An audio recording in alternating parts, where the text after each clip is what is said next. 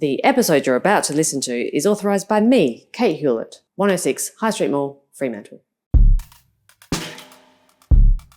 It's Tuesday night, 9:15, and you are listening to A Piece of Kate.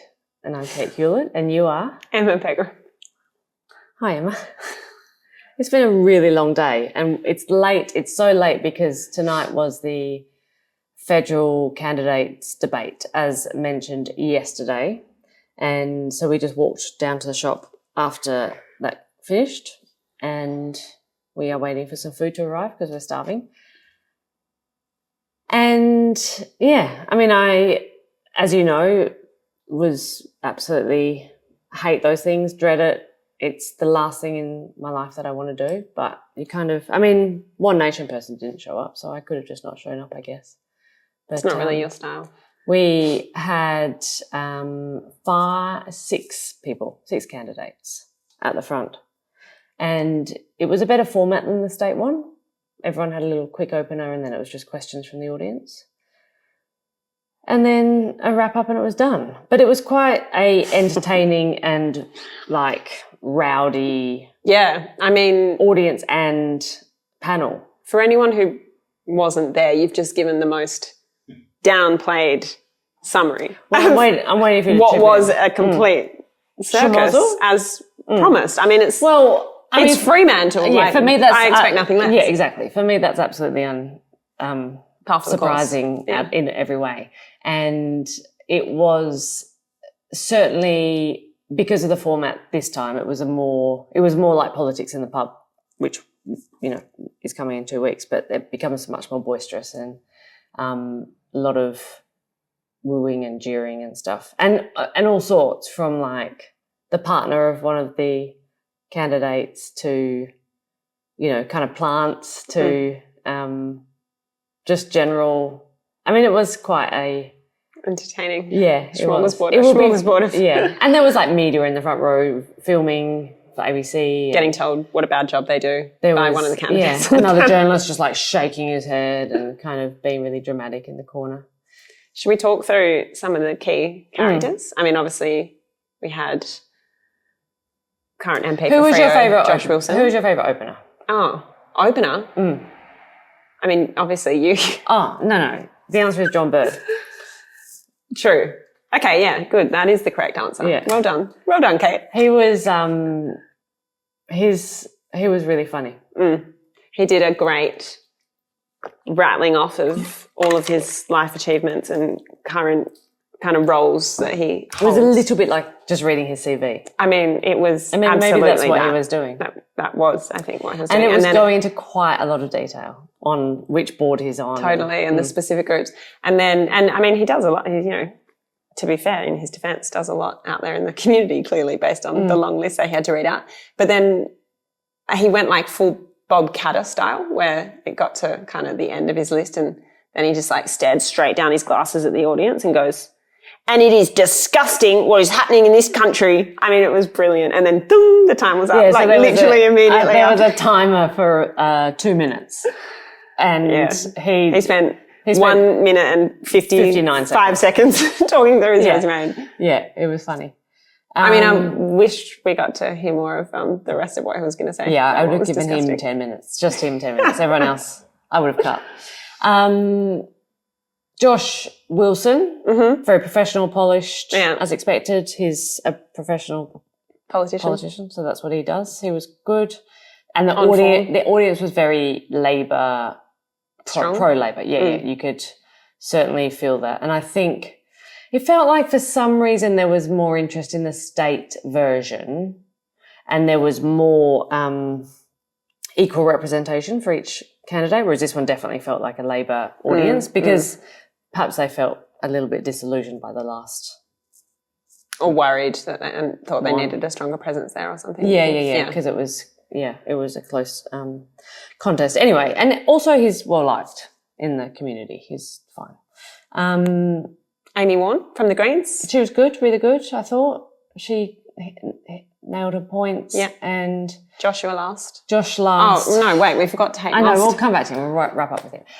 He was sitting in between. Josh Last was nice, and I like I just can't help but say put Josh last first because it just No, it's too good. Yeah, it's perfect. But don't his last put Kate first. on the ballot, which is perfect. Yeah. He was good. I like that he's training to be a teacher because I like thinking of boys going to go and teach kids. We need more of that. Cool.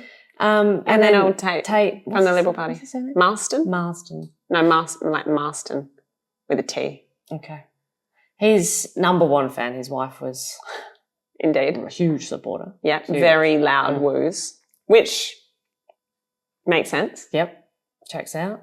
And there was quite a lot of Liberal supporters in the crowd, I thought. Oh, I didn't gauge that. There were a couple of people who were asking questions, like clearly Liberal supporters who were asking questions. So absolutely. we heard from them a lot, but I don't think there was a huge I think contingent. because they were mostly carrying A3 posters. So I just saw them kind of...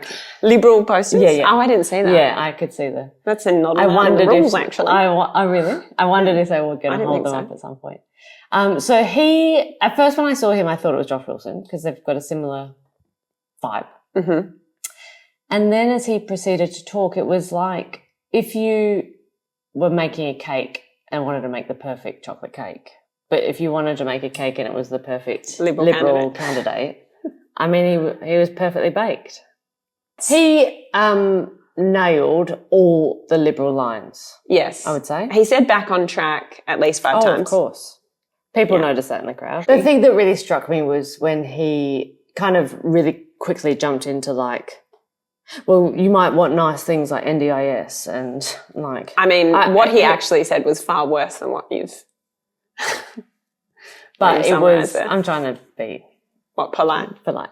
But it was interesting how he just went straight there. Like, yeah. That kind of money doesn't grow on trees and like the fantasy of taxing corporations and billionaires. You can't just, I mean, what he actually said about the NDIS was if you're a government and you get in and you've got X amount of $1 trillion of debt, which, he was actually referring to the debt that the Liberal Party had racked up when Labor got in, what they were looking at on the books, and said you've got to start making some cruel decisions, quote unquote cruel decisions, like cutting the NDIS. And the entire crowd just kind of went, oh, you've just said the absolute quiet part out loud. Like, it was NDIS and there was 2 other examples.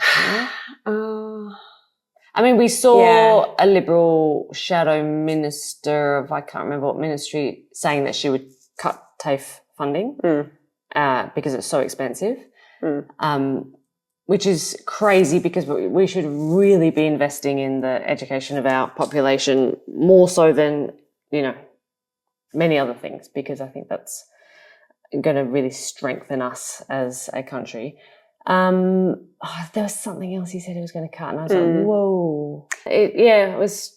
There were a lot of strange things said. I mean, things were flying all over the room. And then John Bird would stand up to respond and then someone would start heckling or asking a question without a microphone and then it was, not you, and then people go, that person had their hand up for the whole time. I mean, it was really dramatic. It's a theatre.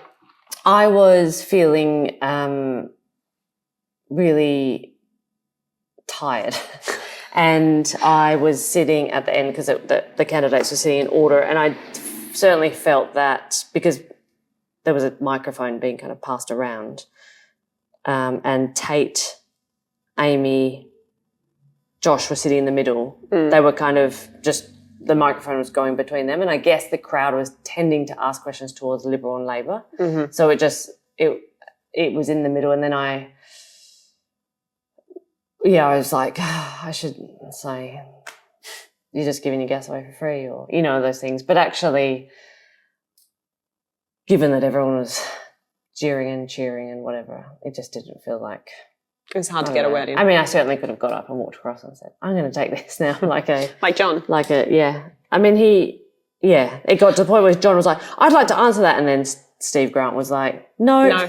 So then it became, it was a little, but you know what?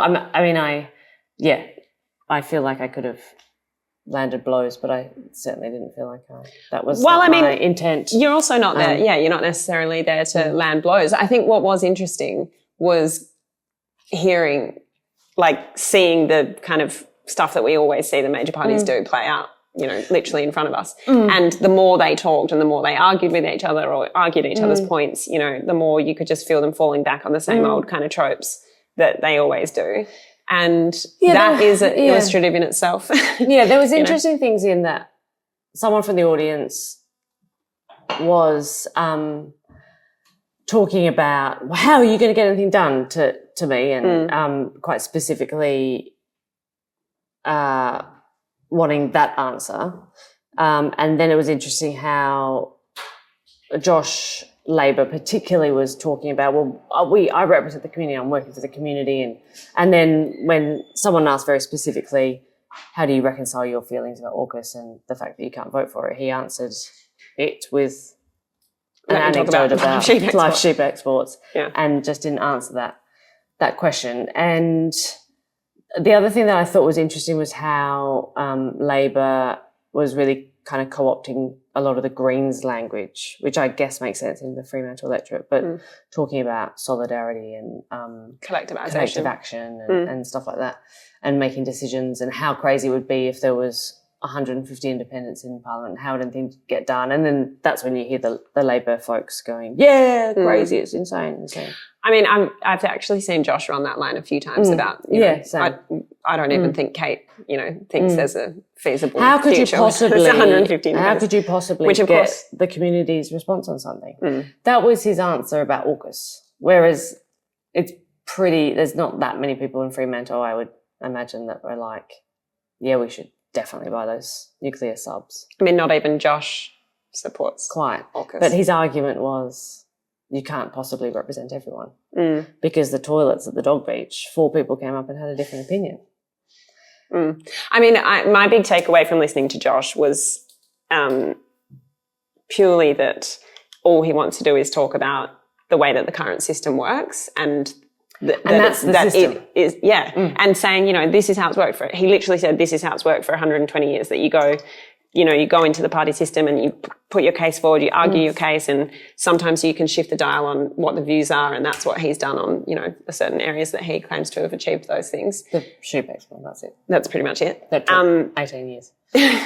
And he's so keen to, you know, to make that point that that's the system as it's always been, which to me is crazy when they're staring down, you know, an electorate that is choosing not to vote for the major parties and has been, you know, the vote for the major parties has been declining over so many decades. Weird double speak, like they're not looking at the facts. And that's what they do with the kind of, we tuned in to a webinar this morning, and it was interesting when they were talking about the major parties dictate what's in the media. So the media reports that stuff. And then the politicians are like, well, people don't care about the climate because it's not being reported on. But it's this kind of self-perpetuating cycle. And then the actual things that lots of people care about are not getting either reported on or dealt with. And it's just this, it's like they write their own story. So it's like, no, the 2 parties are the main thing. And that's what everyone wants. It's like, but the facts are showing you something else. It's that kind of fantastical, you know, they kind of revert back to that fantastical thinking. And when they're talking, you know, they're both of the Liberal and Labor were talking about what they're doing for housing, like it's actually working and really successful and people are not sleeping on the streets. But of course we have eyes and we can see that it isn't working, and there are empty blocks or half-built homes or, you know, nothing happening. Exactly. And it's like you can, as a professional politician, he is able to repeat those lines of what they're doing and what Anthony Albanese has done and his incredible achievements. But of course, it's not incredible. And we are not reaping the rewards of an excellent government.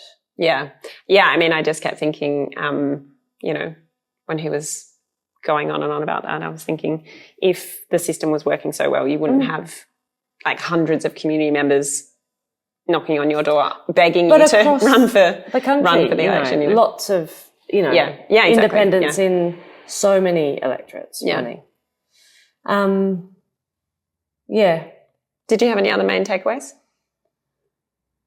Takeaway, it was very hot in there. I hated it. And the last time I did it, I thought, thank God I never have to do that again. And then now it's I've funny got that the same you hate feeling. it so much because you're good at talking to people. But that, you know, I'm not a media-trained politician with one-liners. And of course, Josh has had that job for 9 years and Labor has had this seat for 94 years. So they can talk about the policies and things that they're working on. But of course, when he says we go in with our policies and then we deliver on them, and, you know, last election they said they were strengthen nature-positive laws and then they haven't done it. Now they say, oh no, this time we're going to do it. So they don't deliver on them.